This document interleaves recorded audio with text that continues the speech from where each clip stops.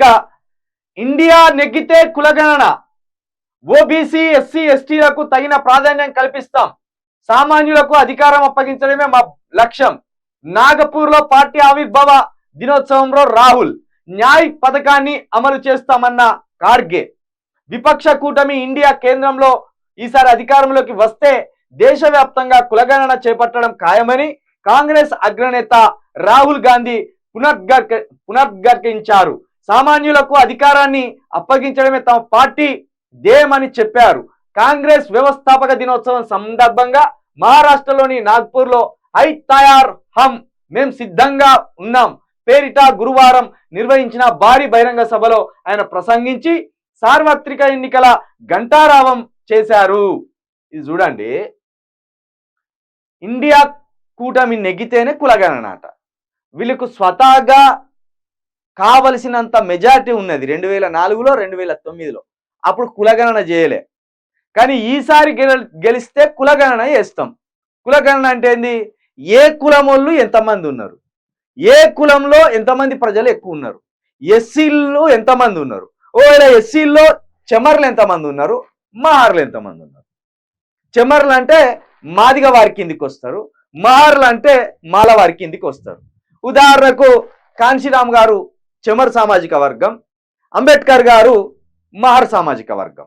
అయితే అంబేద్కర్ గారి తండ్రి గారు కూడా వాళ్ళ తాతగారు కూడా చెప్పులు కుట్టేవారు. దానివల్ల ఏమంటారు, మహర్లు మాదిగ వారి కిందికి వస్తారని ఇక్కడ ఒక ప్రజల వాదన. అది పక్కన పెడితే కులగణన అనేది ఇది, కులంలో ఎంతమంది ఉన్నారు, ఏ కులాలు అధికంగా ప్రజలు ఉన్నారు, వాళ్ళ చేతికే అధికారం అప్పగించే విధంగా మేము చేస్తాం అంటాం. ఇప్పుడు చూడండి, సామాన్యులకు అధికారం అప్పగించడం మా లక్ష్యం. ఒకవేళ ఇండియా కూటమి గెలిచింది, రాహుల్ గాంధీ సామాన్యుడు అవుతారా? రాహుల్ గాంధీ బ్రాహ్మణుడు, వాళ్ళ ముత్తాత మోతీలాల్ నెహ్రూ గారు బ్రాహ్మణులు, వాళ్ళ తాత తర్వాత వచ్చిన వాళ్ళ తాత జవహర్ లాల్ నెహ్రూ గారు బ్రాహ్మణుడు, వీళ్ళ నాయనమ్మ ఇందిరాగాంధీ బ్రాహ్మణురాలు, ఈయన బ్రాహ్మణుడు. మరి ఈయన సామాన్యుడు ఎట్లయితాడు? పైగా ఈయన యువరాజు, 1000 కోట్ల ఆస్తులు ఉన్నాయి, కాంగ్రెస్కు వర్కింగ్ ప్రెసిడెంట్ లాంటి వారు. మరిగా ఈయన సామాన్యుడు ఎట్లయితాడు?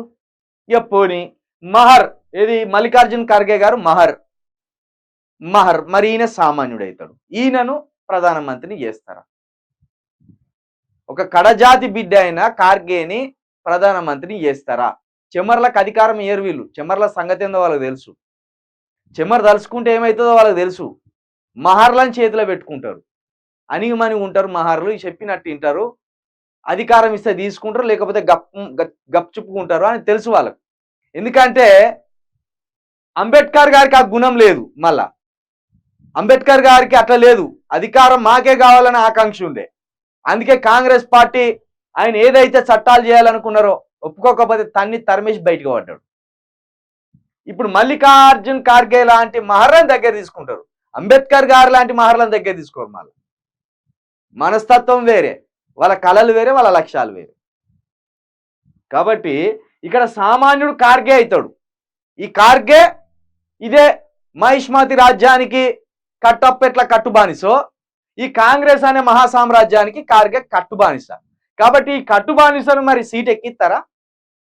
కట్టుబానిసను సీట్ ఎక్కించగలరా కాంగ్రెస్ పార్టీ? ఎక్కించదు. కట్టుబానిస చేతిలో కత్తి పెట్టి యుద్ధమే చేపిస్తుంది. ఆ యుద్ధంలో గెలిస్తే కట్టుబానిసను మళ్ళా పక్కన పెట్టుకుంటుంది, అధికారం మాత్రం రాహుల్ గాంధీకి వస్తుంది. మాటలు మాత్రం ఏమంటాడు, కులగణన చేస్తాం, సామాన్యులకు అధికారం ఇస్తాం. ఇది అయ్యే పనా? చేసే పనా? మీరు 75 సంవత్సరాల్లో 50 సంవత్సరాలు, దాదాపుగా 45 నుండి 50 సంవత్సరాలు అధికారంలో ఉన్న మీరు ఒక్క దళితున్నైనా ముఖ్యమంత్రిని చేయగలిగినలా? ఒక్క దళితున్నైనా ప్రధానమంత్రి చేయగలిగినలా?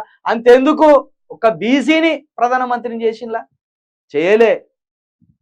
అదే బీజేపీ పార్టీ ఏం చేసింది, ఓసీగా ఉన్న మోదీని బీసీలోకి మార్చి బీసీ ప్రధానమంత్రి అని నమ్మబలికి అట్లా మా గొంతులు కోసింది. కాబట్టి ఇదంతా ఒక కుట్ర. అధికారం వస్తేనే కులగణన చేస్తామనేది తప్పు, అది నమ్మబలకడమే. కాబట్టి ఈ మైకంలో పడొద్దు, ఈ అబద్ధాల మాయలో పడొద్దు.